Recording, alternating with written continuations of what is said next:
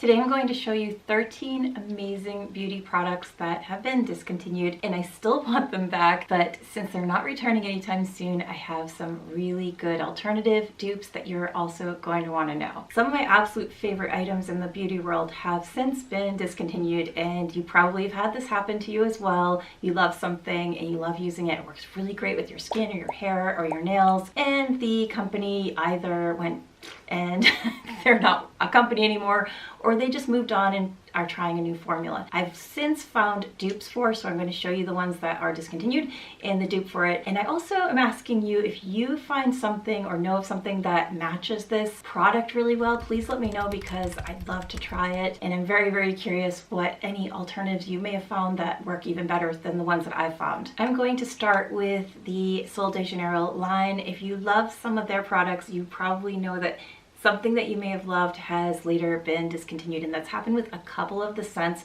The one that I'm asked about the very most is number 39. It used to be called Coco Cabana. It's in a blue bottle. It's a very beautiful coconut scent. If you love coconut, this is the smell you're going to first have coming at you. It's marshmallowy, so it's very sweet, and it also has a vanilla base to it, like similar to number 62, how it has those beautiful different layers of things you just basically want to eat. But coconut is the main part of it, and they discontinued this. I don't know why, and I am asked about it quite a few times because people just are missing it.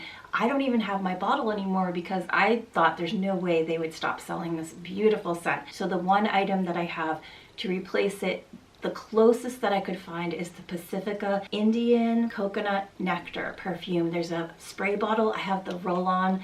I love it. I just roll it on my hands and smell it whenever I'm kind of feeling nostalgic and missing that scent. I do get a lot of questions about it when I wear it, especially on like the pulse points. It's so easy just to get that on there, and then it heats up throughout the day, and people have asked me, what is that beautiful scent? So there's a similarity, and if you want to layer the two, the 62 with a light spritz of that, and then have the secondary Pacifica with the coconut, there's a similar scent to the number 39. If you found something that replaces Coco Cabana, which is now 39, please let me know, because I do love that scent. I love the smell of coconut, and I'd love to find just a spray that's just a one-shot deal and I'm not kind of layering the two. The other scent I'm going to mention is Anitta. I get asked about this quite often. I think this was more of a scent that they just put out there as just a one-time deal. And the scents are mostly this passion fruit nectar and pink patchouli. It makes a really beautiful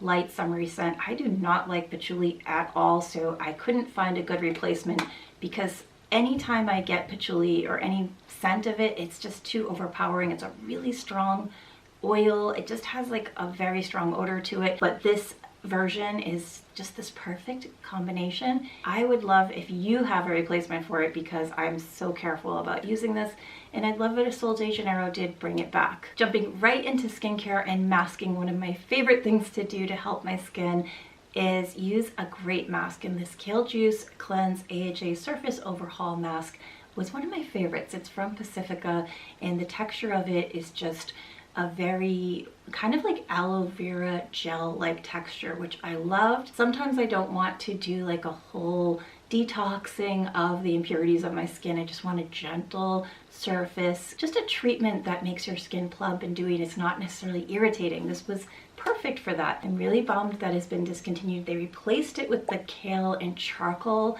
mask, which is great. The charcoal mask is going into a different angle of removing impurities and dealing with breakouts and things like that, which I think is fantastic. But if I just want one that's calming my sensitive skin, not causing any redness or irritation, is really easy to remove, this was the way to go. So I'm so bummed that they discontinued it and replaced it with the Kale and Charcoal, because it's really a different direction as far as people with sensitive skin that still want to do like a resurfacing. The dupe I'm going to recommend for this is the Peter Thomas Roth Cucumber Gel Mask. This is one of my favorite masks anyway. They have completely different ingredients, but the consistency is similar and the results are similar, and that's really what I'm looking for the most, is having something that I can put on my skin, doesn't irritate it, but also gives that like dewy plumpness and has a gentle exfoliating, detoxing, resurfacing. This mask is really perfect for that. It is not cheap, but the bottle itself lasts, or the jar, it lasts so long. So I really recommend, if you haven't tried the Peter Thomas masks yet, there's several of them, several that I love and recommend, especially the pumpkin one. That's my absolute favorite. Try the little small packs that they have with the multi versions. The little tube, it looks tiny, but it has I've experienced 10 to 12 uses from it.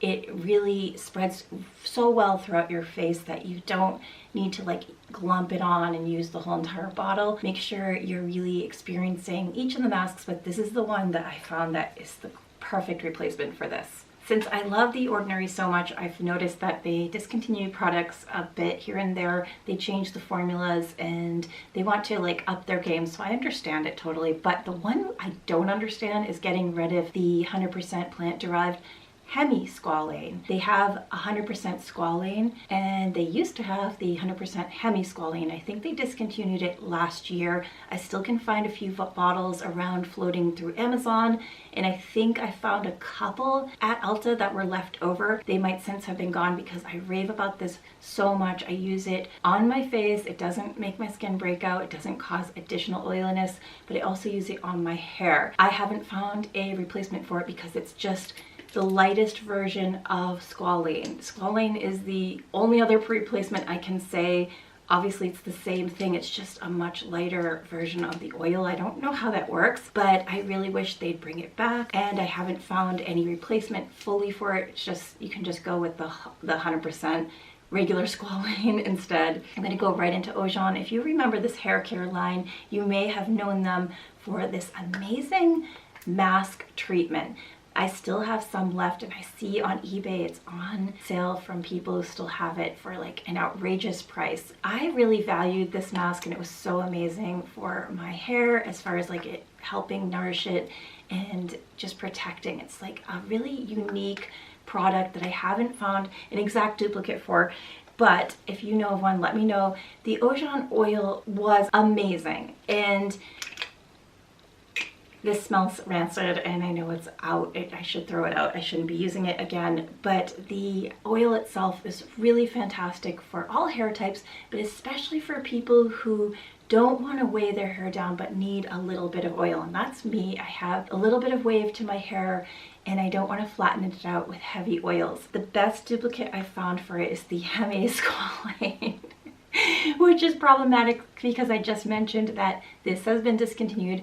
Huge bummer. So another great dupe, a very light and gentle oil that works so well even if your hair is fine and thin, is the Olaplex Blonding Oil. This oil is very light and you just need a little bit, and I found it to be a good dupe for this Ojon if you're missing it. I found out about this discontinued item yesterday and I'm a little bummed about it, I'm not going to lie, because it is one of my absolute favorite dupes of another product that I absolutely love, which is the Bumble and Bumble Hairdresser's Invisible Oil. This is one of my all-time favorite products, but it is super pricey, so I was using the generic value products version that is at Sally Beauty's, the lightweight oil protecting spray, and it's a beautifully large bottle and very low cost. So bummed that they're not creating this anymore. I'm not entirely sure why. I actually emailed Sally Beauty to ask them what's going on, but I haven't heard back. So the dupe for this is going to be the Nourishing Silk Leave-In Treatment.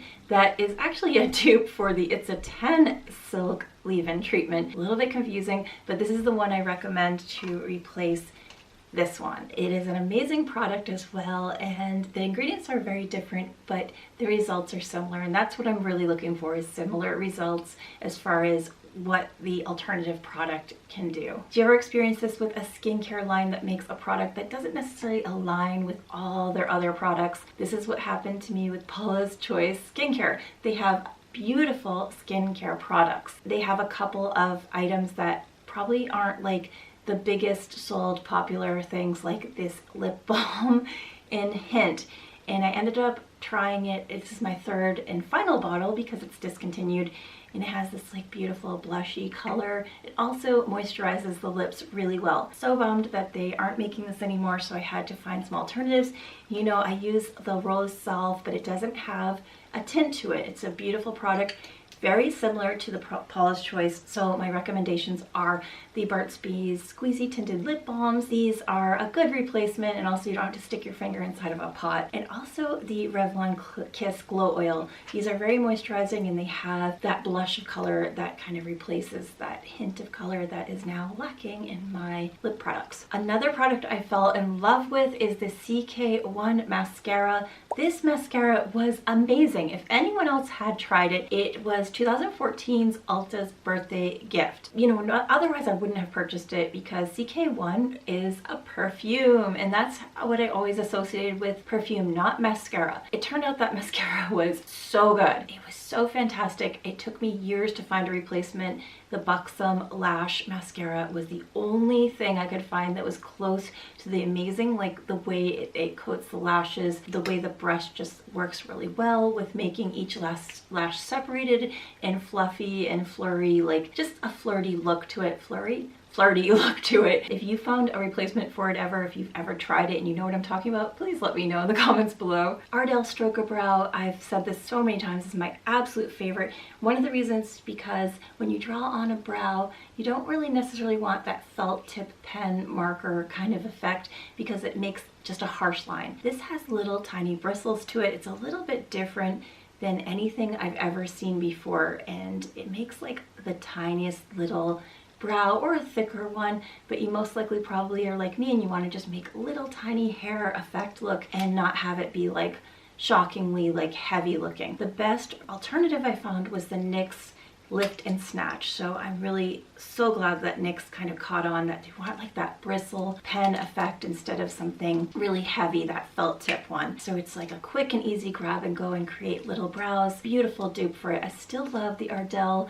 I understand they're really focused on eyelashes instead of this specific product, but I do miss it. I love it. I wish they'd bring it back. So speaking of the felt tip marker type of pen, this is an eyeliner from Laura Geller, and it's the Eye Calligraphy pen liner. It is the perfect liquid liner, and it has this beautiful little divot right here so you can hold it perfectly in your hand while you're adding the eyeliner.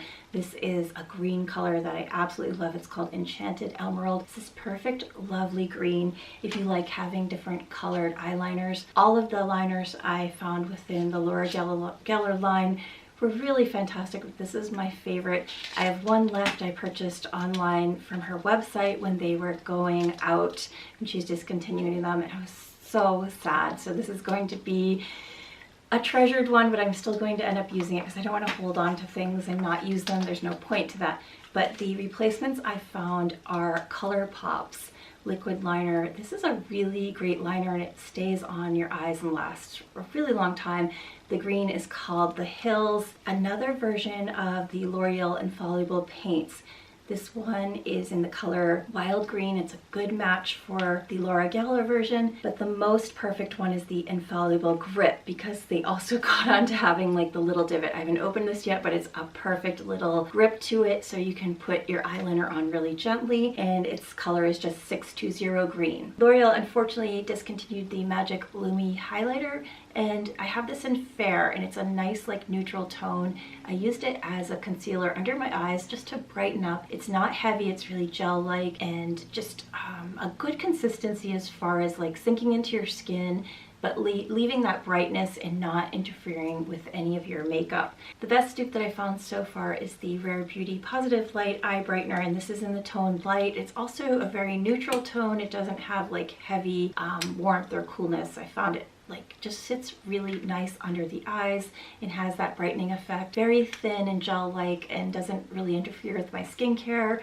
or pill up or anything like that. This is an interesting cancellation with an immediate dupe kind of reformulated, same company, changed the name, but I'm glad they did it because the CC cream from Supergoop was my go-to for sun protection, 50 SPF, and also with a tint to it. So it helped tone down the redness, the rosacea, and didn't cause additional irritation, and also didn't make my skin break out. So it's really great for someone who has acne, oily skin, fungal acne, and normal skin as well. But I know if people have those issues, you're always trying to find something that you can use as a sunscreen that is not making your skin break out additionally or clog your pores. They ended up making the CC Screen. They changed the formula and added more colors to it. I contacted them when this happened because I was so disappointed. It was like something I finally found that worked with my skin that breaks out. They wanted to make sure that their formula was upgraded and getting sunscreen into the ocean. It was an environmental issue, so they wanted to make sure that it was a more healthier, earth-friendly product. And they also expanded the tint line. So I have a very light shade right here, which is 215N, and I have a darker shade that's 336W. This is like right in the middle of tones, and I use this as a bronzer just to add a little bit of color. So the color expansion was definitely needed, so that was a huge plus as far as their range is concerned, because everyone needs sunscreen. I think I've caught on to the vibe. What's happening here? I fall in love with products that are from maybe a skincare line, and they prioritize their skincare and then put out a little like makeup thing here and there. It doesn't really match their actual products in general. That's a good telltale sign that it's going to be only around temporarily. So Josie Maran is a beautiful skincare line. They have wonderful products. They also put out these coconut watercolor eyeshadows. I have the rose gold and then Playa del Pink, I think this one is called. I still have them. They're amazing. They sit beautifully on the eyelid and they don't budge. They apply so beautifully. I don't understand why she discontinued these. They're so fantastic. So my alternatives are Charlotte Tilbury. This is a perfect alternative. It's amazing, and it has that beautiful rose gold, and it matches so well with the rose gold formula that she originally had. So I recommend this shade in rose gold. Pretty easy dupe. And if you're missing the Playa del Pink, go with the Supergoop eyeshadow, which is also an SPF protection for your eyelids. This color is in Sunset. This brand decided to discontinue themselves entirely, not just their products, but the whole entire brand just wiped off the face of the planet. Around November, December, they announced that they are going out of business and said, hey, if you have any questions, let us know. I asked some questions, they didn't answer. They completely disappeared off of Instagram, and their website is gone. Everyday Minerals is a cult beauty product for me. I loved all their products because they didn't irritate my skin, rosacea, sensitive skin. It didn't also break out my skin as far as acne is concerned. So I loved their finishing dust. Their mineral base obviously protects from the sun, and all of their eyeshadows and makeup like tints and bronzers and blushers, they're beautiful. I also love their bamboo brushes. So as far as brush replacement, I think Real Techniques is a really great way to go. Even though they're not bamboo, it doesn't matter. They're soft, just like the Everyday Minerals brushes are, and they stay together really well, and they last through quite a few washes. The ultimate replacement for Everyday Minerals is obviously Bare Minerals. I don't have a Bare Minerals mineral base right now because I'm still finishing up my Everyday Minerals. I'm trying not to over purchase things for 2024, making sure I finish up the products that I already have. But Bare Minerals is going to be the alternative that I've found so far that has a beautiful consistency as far as the powder foundations go, and it also doesn't irritate my skin. I tried a tester of it. Once I finish my Everyday Minerals, I'm gonna go with Bare Minerals, and hopefully they don't get discontinued either. And let me know what discontinued items you love that are off the market and any dupes that you recommend. And if you like this video, I have quite a few more discontinued items that I'm missing and some dupe ideas that I'd love to share with you.